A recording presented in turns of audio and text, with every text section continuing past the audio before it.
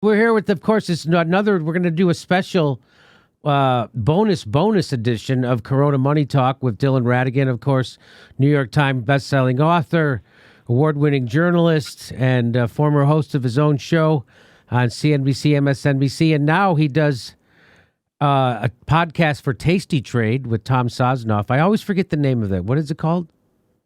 Truth or Skepticism. Truth or Skepticism. Over at tastytrade.com. I've applied a lot of skepticism to the current stimulus legislation. Not a lot of truth. Not a lot of truth. Not a lot of truth. All right, so let's get right to it, I say. Sure. So now, this article from in Medium, and why don't the Umair Haq article? Yeah. How do you say his name? Mm-hmm. Umair Haq. Okay. So he wrote this article in Medium, and let me just. So we'll go, but I'm just going to go through some of it, and then we'll comment on it. And so he's talking about what the United States is going to look like after the Congress and the president is done screwing us through all these stimulus packages. After they impose an economic shutdown on every business, and then they rejigger the economy to screw everybody, except the very, very wealthy. And a lot of people are afraid. More than that, they actually provide a ton of resources to the very wealthy to accelerate their consolidation while simultaneously shutting down all the small businesses while keeping the targets of the world open, such that the future existence of small business is highly compromised, if not eliminated, for half of them, while the market share for the largest businesses is massively expanded as a government policy. And it's almost like if you were a sociopath and you took over a country, this is what you would do. That's right. It's not even almost like. So here's what. Or it would just be if you were partnered with the largest businesses to extract a country to its bone. This is what you would do. This is what you would do. So it looks grim, and how grim is it? Well, this article paints an even grimmer picture than I was, and I've been screaming how grim it's going to be. This is even grimmer than I thought, and so here it comes. Coronavirus, or more accurately, the lack of response to it, will probably finish off what's left of the American economy. America will end up a country with permanently lower levels of all of the following: employment, income, savings, trust, happiness, assets, and so forth. Permanent lower levels of all those things. America was all. Yeah, it's a restructuring. It's a restructuring like Brazil. Remember? Yeah, they're restructuring So what made our country great and what made immigrants want to come to this country was that we had an economic system that created a middle class. Right? So now there is no middle class anymore. They've been crushed. 80% of, like I said, 80% of workers before this were working paycheck to paycheck. So here he goes on, he says, America was already in the process of becoming something very much like a poor country with the failed politics of one too.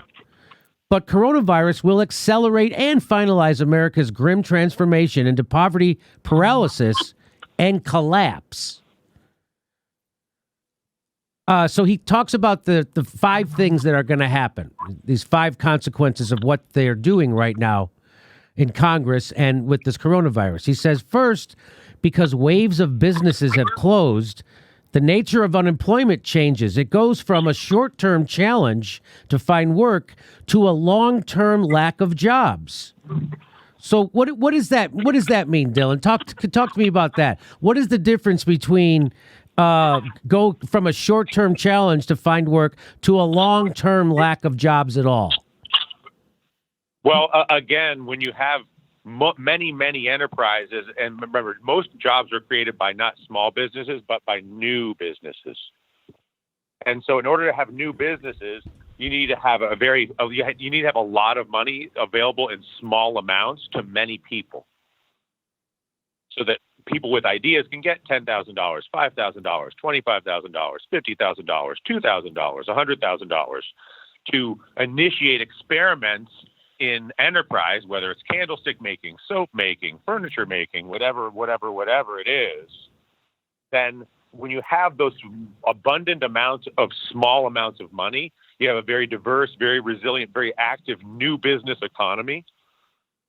When you eliminate the new and small businesses, then what happens is you end up with a very small number of employers with relatively low-paying jobs at giant companies like Target or wherever, and those number of jobs are finite, and the amount of money that's available to create new small businesses, new YouTube channels, and pick any category, the ability to initiate something new that's small in size is not eliminated, but is significantly reduced. And as a result, the pool of human beings who would have gone back to the job at the candlestick maker, at any of these, I'm using candlestick maker, I suppose, so it's a little bit, I suppose that's a storybook reference, but you get my point. Yeah, I get your point. All of those jobs, because those businesses have been eliminated from the economy, there's no business to go back to, and there's no business to create, because all of the business has been consolidated between the mega stores, the mega digital operations, and the Amazons of this world. So it creates a much bigger pool of human beings who no longer can create a new business or create a new or secure a new job, because the mega businesses are optimized to limit the number of people first, and the number of people they employ, whether it's Walmart or somebody else, they're trying to do it with the lowest possible labor costs. So what you're saying is those businesses, those small businesses, they're not ever coming back, and so all the commerce that was taken up by those are going to be absorbed into large businesses, and so there will be a permanent high unemployment rate in America.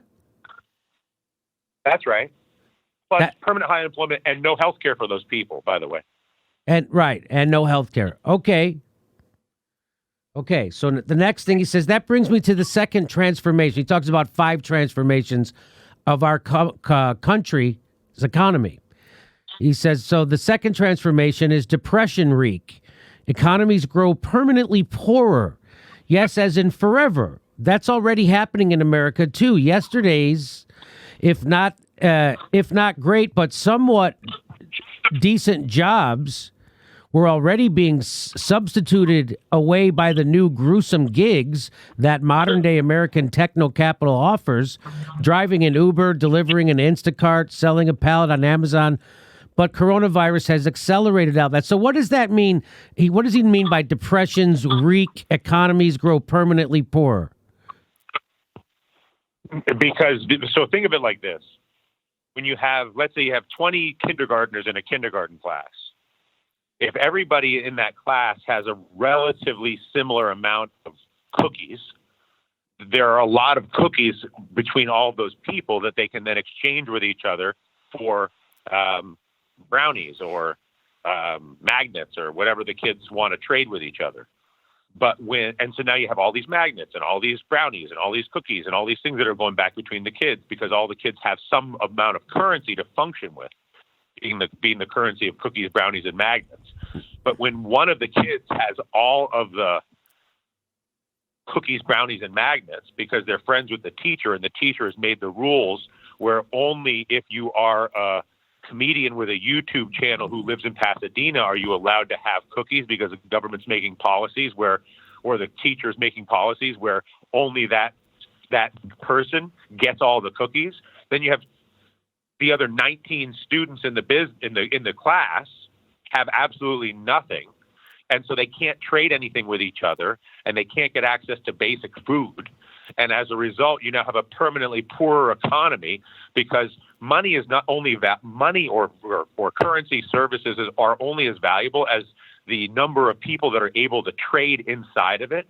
And as you eliminate huge sections of the economy from their ability to trade in the economy, then the overall economy loses structurally and permanently value. Okay. So there will be just be permanently a more poorer people. There'll be a bigger underclass. Yeah, Brazil. Like Brazil. Okay. And then he moves on to his third. He says, so what happens to poorer societies? He says they're left in a kind of terrible paradox, which is my third transformation. They can't afford the very things they need to survive most. Why is it that the average American is the only person in the rich world by now who still votes against their own health care, retirement, education, childcare, and so on because they can't afford it. So what he's saying is most people in America are living on the margins right now anyway. And so when they hear a social program being proposed that they think will raise their taxes or cost them more money, they're instinctively and reflexively against it because they think they can't afford it. Is that what he's saying? That's your traditional sort of conservative who votes against their theoretical self-interest because they're already struggling as it is to hold on to what they have. The last thing they want to do is see the government taking the last of what they have and giving it away. So what is he saying, that states are going to go bankrupt now, and so what they're going to have to do is raise taxes, which most people don't have the money to pay, so that they're going to now have to reduce services, right? That's right. So wow. Okay, so moving on. America was already becoming too poor of a society to have functioning public goods like healthcare or retirement for all, and coronavirus is going to seal that fate. America will be poor now, far too poor to ever really make the transition to having decent public goods. Think of that full half of the American population who's now not employed. How exactly are they going to afford the higher taxes it takes to have a European or Canadian-style social contract? They struggled to before, and after coronavirus, it's going to be flatly impossible. Do you agree with that assessment? Of course, it's mathematical. When you remove the last of the basic resources and the basic tradable economy, which is all those small businesses, all those little services that go on, when you remove that from the economy, you eliminate the ability for any of those things to exist, and then by definition, you have a permanently impoverished underclass, which is what the Nancy Pelosi is really working to make sure happens. She really is. And he says that brings me to my fourth transformation. As a result of the Depression, an economy's whole structure tends to change as groups, classes, and segments. Think of America not so long ago. Its structure resembled a bell curve, a broad middle class, a small number of rich, and a larger but still small number of very poor. And then around 2010, for the first time, America's middle class became a minority. The gentle bell curve was on its way to becoming something more like a U-shape, a caste society of very rich and everyone else. The imploded middle and the old working class who became the left behinds, all of whom became the new poor, that 80%. That's the 80% living paycheck to paycheck. Coronavirus will accelerate that change too. America's already dying middle class and working class will finally crumble and coalesce into one vast, permanent underclass. America will have effectively a massive pool of something very much like easily algorithmically exploited techno-feudal neo-serfs. Let me say that again. America will have effectively a massive pool of something very much like easily algorithmically exploited techno-feudal neo-serfs. That's quite a phrase. People who've reverted to servitude to make a living. Only their overseers are an app. These low-income service jobs are economist jargon for people becoming servants again. To whom? The kakistocracy. So tell me, talk about that. So we're all gonna. So we don't manufacture anything here. We don't make anything. And so we're all gonna be coming into these gig jobs that don't pay anything, or just clicking on things. And on our phones. And so I spent some time in rural Burma. Yeah. Where they don't, it's pre-industrial, so there's no plumbing, there's no cement, there's no metal. It's wood and mud and huts, but they all have phones. Huh. Wow. So what does he mean by a kakistocracy? What is that? Do you know? That's just his phrase for the overclass, the super rich. It's just Umair likes to use fancy words. Sometimes. Okay. He needs to stay close to his mic. Okay. Can you you're coming in a little soft. Can you talk a little straighter into your? Yeah, I'm sorry. Okay, thank you, buddy. He says, and that brings me to my fifth and final transformation. What happens to societies with imploded structures? The gentle bell curve of a modern society, a broad middle, is so crucial because it underpins and anchors democracy. Democracy is a luxury. It takes time. It takes money and effort. To be a democratic society, a society of servants, is rarely a truly democratic one. Think historically for a moment, for the simple reason that, well, servants are too busy being exploited around the clock to really engage with the res publica, the body politic. So when a society's structure implodes from a gentle bell curve into a U shape, it's usually accompanied by political implosion too, into authoritarianism, theocracy, fascism, or any number of other tyrannies. Wow. Yeah, well, it's an inevitable consequence of creating the underclass and the superclass.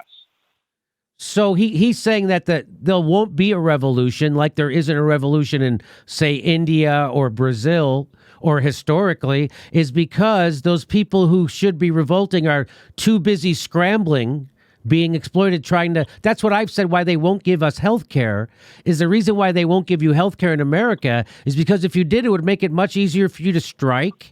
And it would be much easier for you to take control of your lives away from the corporation. But I don't know. That seems almost obvious, right? It is, but people don't think about it beyond their own personal circumstances. They don't think about it as a systemic implication across tens and hundreds of millions of people. They just think about it as it relates to themselves. Umair's point is when you make that the de facto standard operating procedure for the society, it creates the dynamic that he's describing.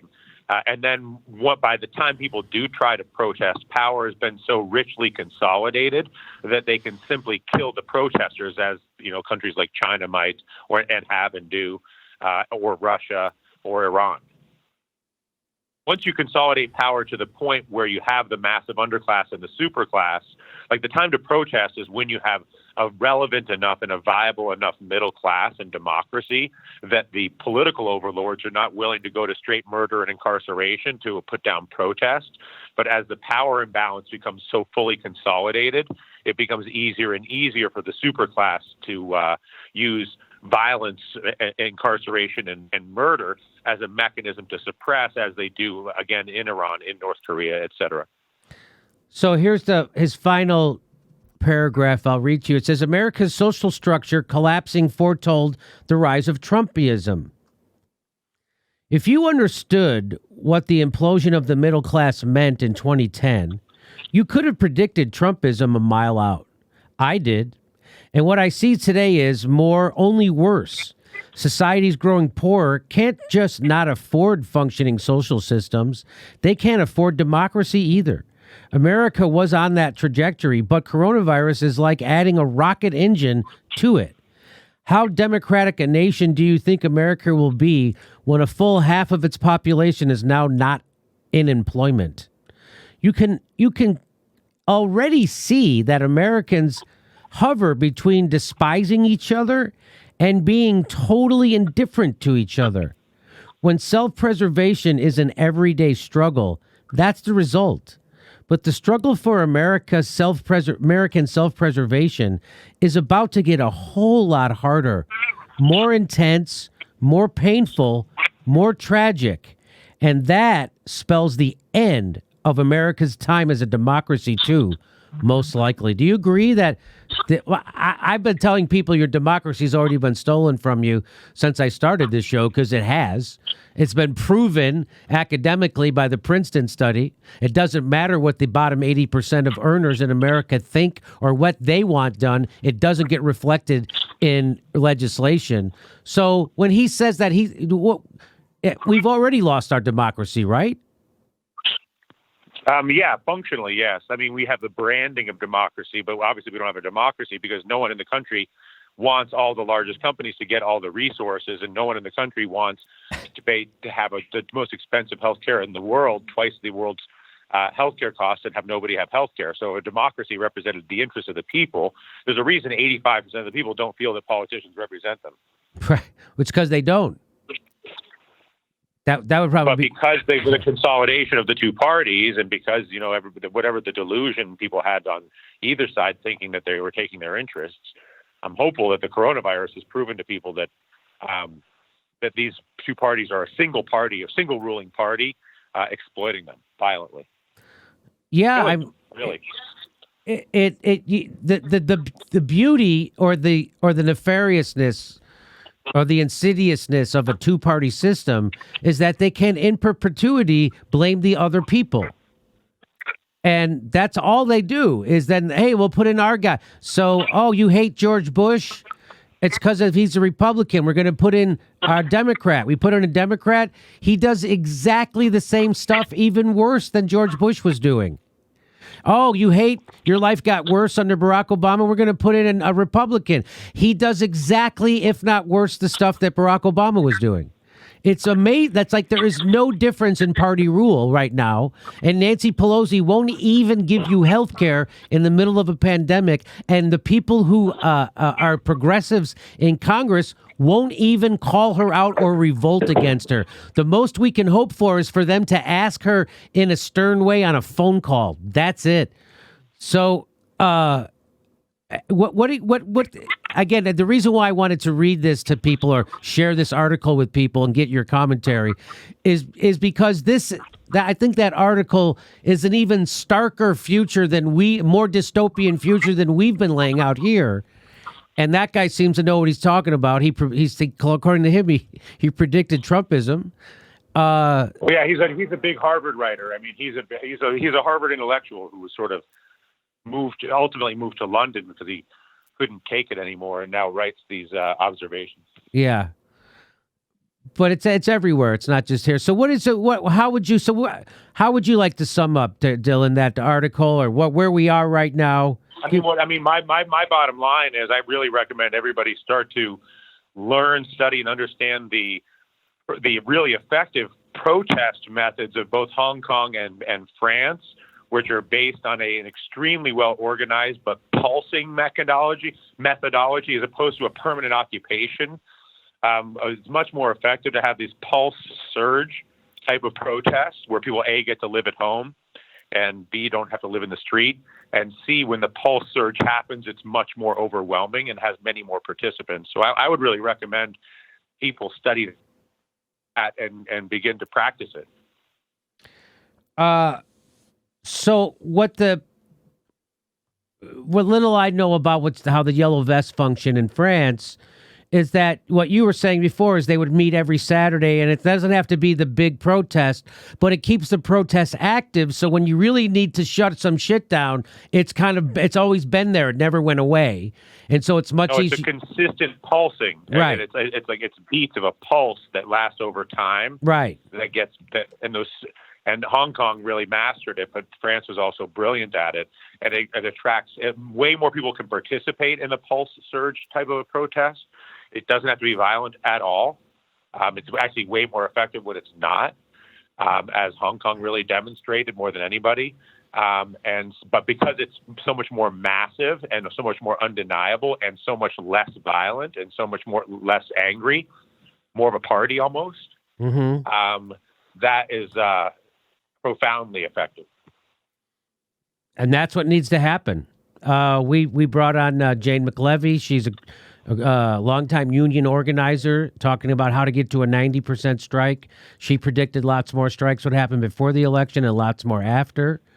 So we're going to have on tomorrow. Who do we have on tomorrow, Steph? What's her name? Lisa Fivian. And she's also a big activist for decades. Worker activist, organizer for decades. So that's what needs to happen. That's where it needs to come. And whenever you hear a leader today saying they have some answers to the problems, and if they don't involve direct action or worker labor unions, worker strikes, then they're not serious, because that's the only power we have right now. That's it. That's the only power we have.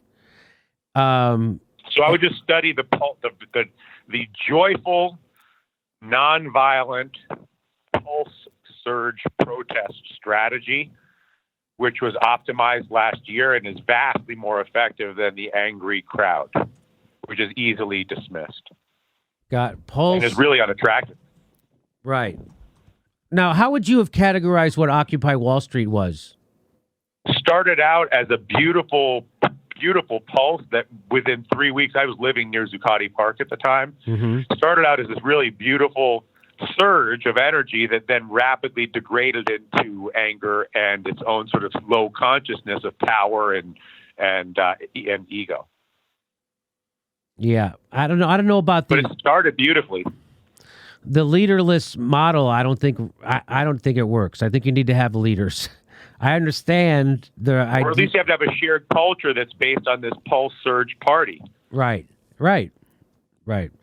Hey, so a lot of people were, you brought up China. Whenever someone talks about China on the show, people go fucking crazy.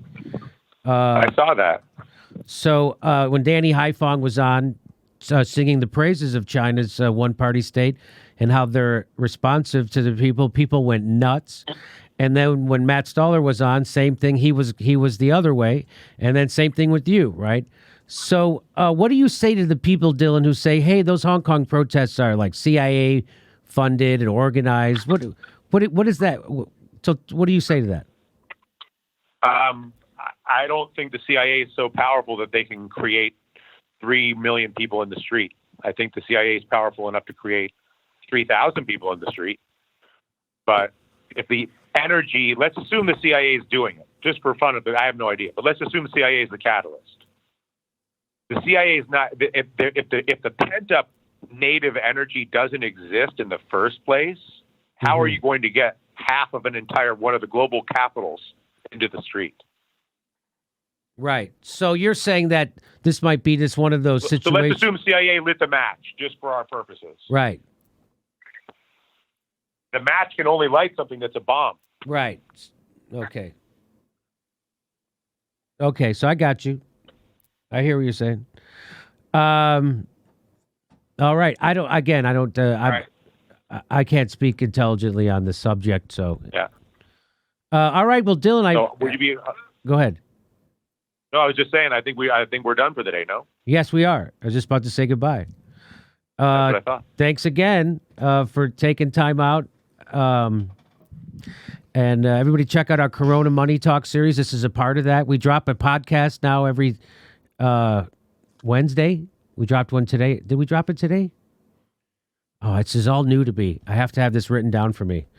But anyway, we're dropping a coronavirus Money Talk every week with Dylan. And so check that out. And thanks again, Dylan. Take care of yourself, and we'll talk to you next week. Sounds great. Okay, buddy.